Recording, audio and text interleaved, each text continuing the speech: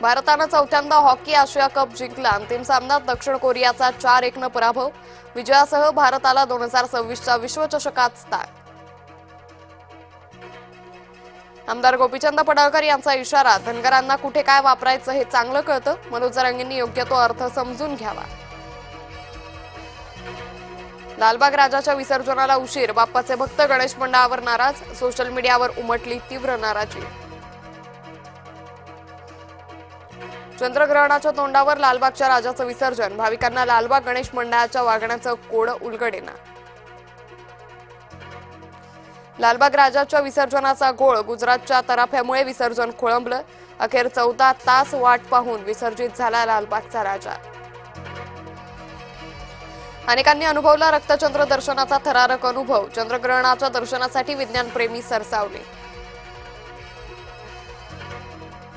भाविकांनी केली ग्रहण काळात भगवंताची आराधना. ग्रहण संपल्यावर तीर्थस्थानी स्थानाला गर्दी. ज्यांच्याकडे कुणबी नोंद असेल त्यांनाच प्रमाणपत्र दिलं जाईल. आरक्षणाच्या मुद्द्यावर मुख्यमंत्री देवेंद्र फडणवीसांची प्रतिक्रिया. फडणवीसांच्या जाहिरातींवरून विरोधक आक्रमक. जाहिरातीसाठी वापरलेला पैसा काळा असल्याची शक्यता. राऊतांचा आरोप. तर जाहिरात मित्रपक्षातील एका मंत्र्यानं दिल्याचा रोहित पवारांचा दावा.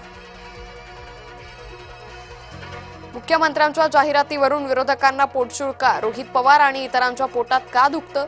महसूल मंत्री चंद्रशेखर बावनकुळे यांची टीका.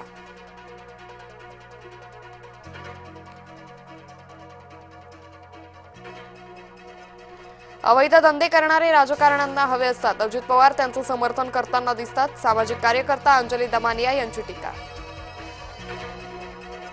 लक्ष्मण हाकेंना जास्त महत्व देऊ नका. कृषी मंत्री दत्तात्रय भरणे यांची टीका. बीडमधील गेवराईमध्ये लक्ष्मण हाकेंचं शक्ती प्रदर्शन.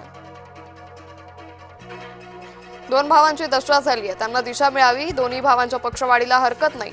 आमदार प्रवीण दरेकर यांचा टोला.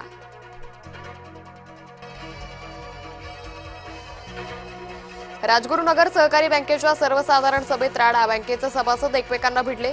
संचालक मंडळांना प्रश्न विचारत असताना सभासदांमध्ये हाणामारी.